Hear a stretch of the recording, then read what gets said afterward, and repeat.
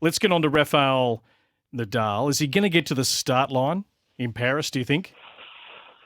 I think he will. I do. I mean, he's never played Roland Garros, has he? He's never played Roland Garros without a lead-in, which is remarkable. We were having this discussion a lot with a lot of sort of bright minds in tennis world last week as to whether it was even possible for him to make a challenge. And listen, he's defied the odds for years, isn't he? There's no doubt about that. He's done things that are remarkable. But I think at this age, I think you have to factor the age in, Brett, in terms of if he can start.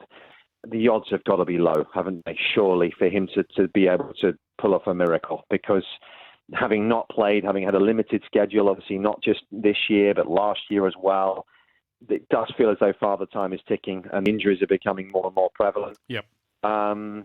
Listen, never say never with that guy. We've been there and done that one on many occasions. But I personally don't see how he can be a challenge at Roland Garros without any matches on clay coming in over 5 sets at his age would be the caveat to be able to sort of challenge some of the younger guys. Just don't see how that's possible. Hard to disagree with that. And then trying to project sort of where he might be if he missed Roland Garros, which would be just a crying shame for him, but.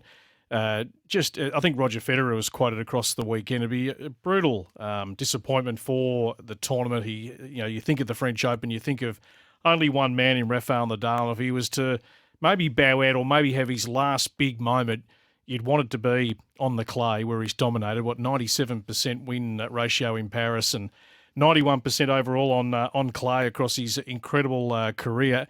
I mean, 12 months on, it's a long, long way away to even think Rafael Nadal might be still playing tennis then. I don't think any of us, Nick, have thought that he was maybe going to go like Roger all the way to 40. Djokovic looks like he's probably going to have the body and the durability to go deep into his 30s, but I don't think we've ever thought that about Rafa.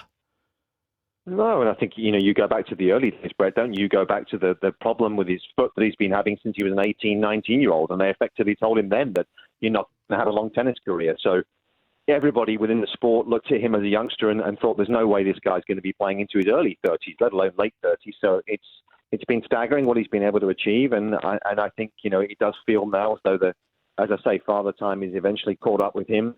I was actually at Wimbledon a couple of days ago, and I was talking to some people there, and the sort of feeling there is that it's very, very unlikely he'll be at Wimbledon, based on the recent history as well, because of the fact he's not played there, obviously grass being a much more challenging surface for him. So, yeah, you do wonder how much longer we're going to see of the great Spaniard. I think time is distinctly running out, and we reflect on what we've seen and what a pleasure it's been to watch him play. No doubt. Well, we've seen how tough it was for Roger just to get out on court to try and farewell the sport in that last 18-month period and making that little cameo at the Laver Cup. So, yeah, unfortunately, time does catch up with the greats.